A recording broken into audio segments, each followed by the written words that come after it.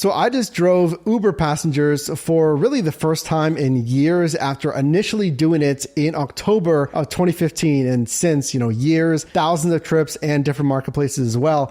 So I did it with a rental vehicle, and I did it again for a second week as well. Now, here's the thing. Updated for 2023, I have 5 tips to make more money driving for Uber this year. Tip number 1, take advantage of the surge bonus pricing, because I'll tell you this, it's going away. If you didn't know, at the beginning of Uber's Q3 2022 earnings call, Uber's CEO Dara Khosrowshahi stated that surge levels were a little too high for comfort, and they really want to bring it down to the teens versus the 20+%. Now, you might be thinking, rideshare demand really tanked, right, during the pandemic in 2020. Here's the thing. Based on Uber's stats, rideshare demand is already back to 2019 levels. So what I've seen is Uber heavily offering Surge, the Quest, which is the batched bonus pay, in 2020, 2021, and really 2022 especially. But since those numbers really recovered, I'd say mid-2022, are we going to start to see that tapering of that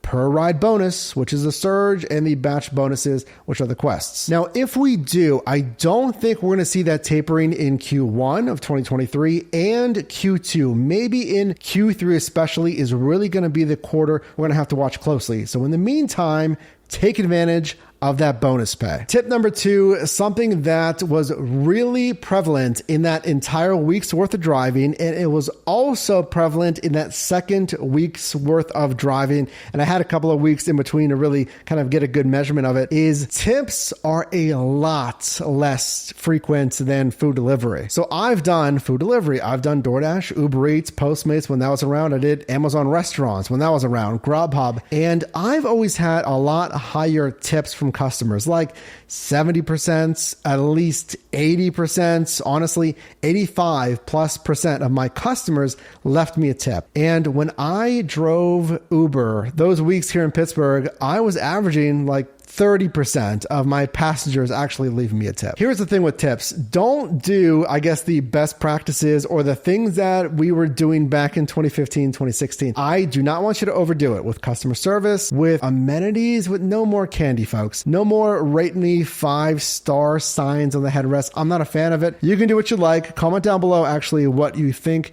would work for better tips. But yeah, don't overdo it. People can tell when you're overdoing customer service. And yeah, I'm not a fan of all those little gimmicks as well. Just be professional, drive smoothly, and if they want to talk, have good conversation. Then have good customer service. And if they don't want to talk, then no, nothing. Number 3, I think this is very apparent for rideshare, and this could extend to Lyft as well, is obviously you have to be really critical of the rides you're accepting. And I think even more so than food delivery. With food delivery, you're going to have shorter runs. You're going to have more hotspots, in my opinion, and power strips that we call it. Those areas that are really dense with restaurant, obviously food delivery. So with rideshare, I found, and this is still what I did when I was doing it in 2015, 16, 17, is you really have to be critical of airport runs. So number 1, how close is your airport in your marketplace? I lived in San Diego, California, and the airport was right in downtown. So if I was driving in that area, that's no problem. And obviously that is an insane, completely busy area. Versus here in Pittsburgh, if you didn't know, come to Pittsburgh, welcome. But our airport is 25, 30 minutes or more with really bad traffic outside of the city. And here's the thing is, if you take that ride and it's a decent dollars to mile ratio, that's how much am I getting paid for the miles driven. Well, on that drop off, then what? You're not in downtown San Diego. You are 25, 30 minutes away out in Robinson, what have you. And the queue, pay attention to that. The queue that I found, and Uber will tell you the estimated wait time, the flights coming in, and the estimated position for you in that airport queue. Then if it's not a busy area, right? If the airport's like here in Pittsburgh, then is it really worth it to drive out there? And then you might be sitting in that queue for a really long time. And then the ride that you'd get out of that queue might take you even further away. Here it's 25 minutes away, that airport.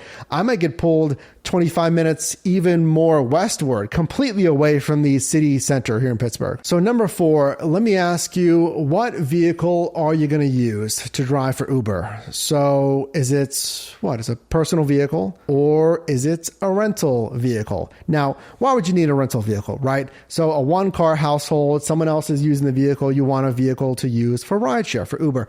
You have a nicer vehicle, a newer vehicle, or just a vehicle that you do not want to use, so you look at a rental. So this next tip involves the rental program and what is completely, in my opinion, not really worth it. So in the 2 separate weeks that I drove for Uber again in 2022, I used a Tesla Model 3 via the Uber and Hertz partnership. Click the card above. You're definitely going to want to see that and how much I really made. Now, my point in this video is renting the Tesla, is that really worth it? By the numbers, it's a cool vehicle. It's a fancy vehicle. It drives smoothly and it looks fantastic. I mean, it's nice for the passenger impressions, but is it going to make you more money? So here in Pittsburgh, it was $392 plus the charging costs. And I think charging was maybe $55 for me. I would charge, the 1 week was 2 sessions, another week was 3 sessions. So the flat rate plus any charging costs comes off your top line here. Is that worth it for that much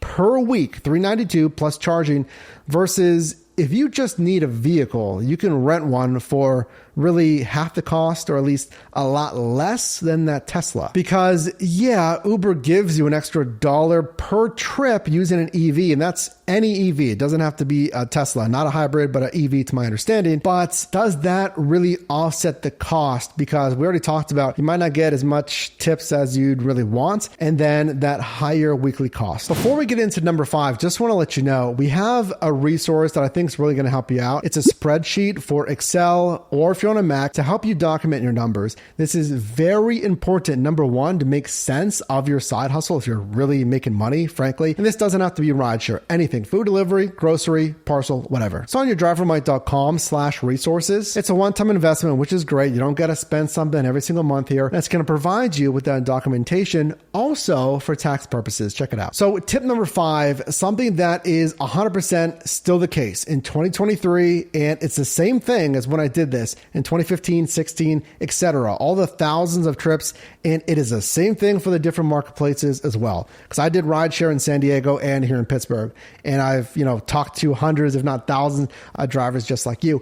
It's if you're driving the busiest times, the evenings and the weekends, it's really risk versus a reward with that bonus pay. As mentioned prior, the Surge and the Quest bonus pay, well, firstly, it can be stackable. So you can get multiple, a Quest and some Surge and a Boost Plus pay. That's just a different kind of scheduled bonus pay at the same time, which is excellent, which is why I like Uber and Uber Eats. Now, that risk versus reward obviously is with passengers, because you're going to be driving rideshare and it might pay more than food delivery. You're going to have to understand that in your marketplace. Run the numbers. Again, get that spreadsheet so you can actually compare, let's say with food delivery, that these passengers, if they're partying, right? If they're going out to the bars, the clubs, that one passenger, if they sideline you, I think you know what I mean here. If they're getting sick in your vehicle and you're not prepared, you are done for that evening. And yes, there's cleaning fees.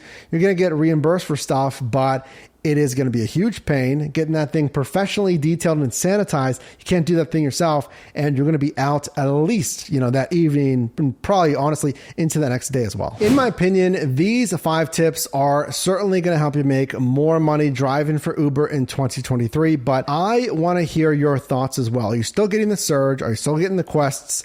Is it worth it driving the evening bar rush hours? Are you doing airport runs? And are you getting decent tips? I'll say 60%. So comment that down below so we can compare. Drop a like on this video. Again, check out those resources at yourdrivermike.com, linked down below. And you can also click or tap the screen here for my newest video, as well as a video recommended for you. And I'll see you in the next one.